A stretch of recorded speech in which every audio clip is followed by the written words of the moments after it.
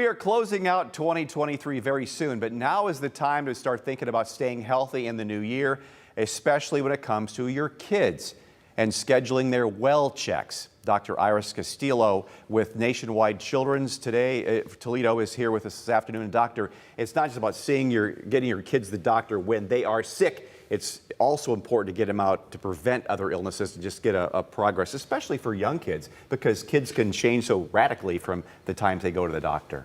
Yes, that's very true. There's certain times of childhood where there's very rapid growth and development changes, so we really want to make sure that we are seeing the child regularly in the office so we can track the growth, track the development, and make sure they're meeting all their milestones. And plus you got vaccines. You want to try to make sure that they're on track to get that. Oh yeah, vaccines are one of the biggest components of preventative medicine and to keep our kids healthy and safe.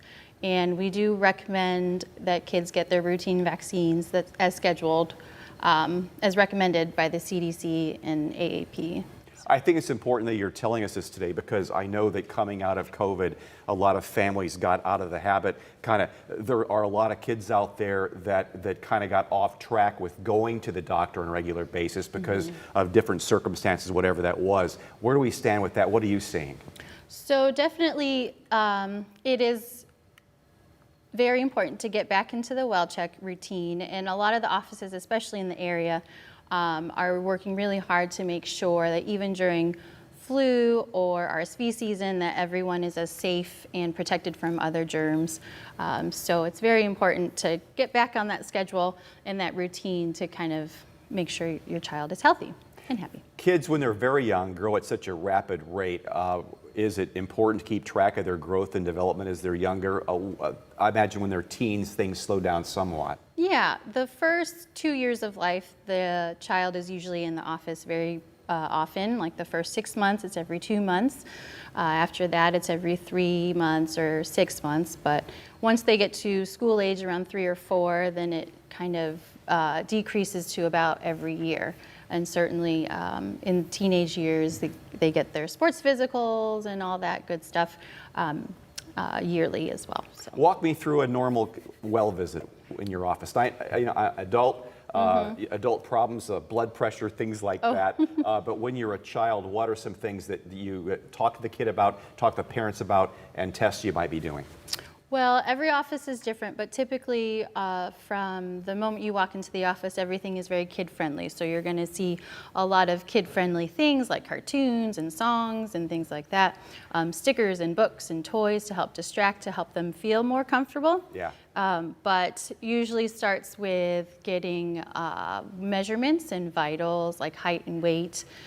Blood pressure is a little bit harder in babies, so we don't usually do that till they're a little bit older, but oxygen levels and things like that.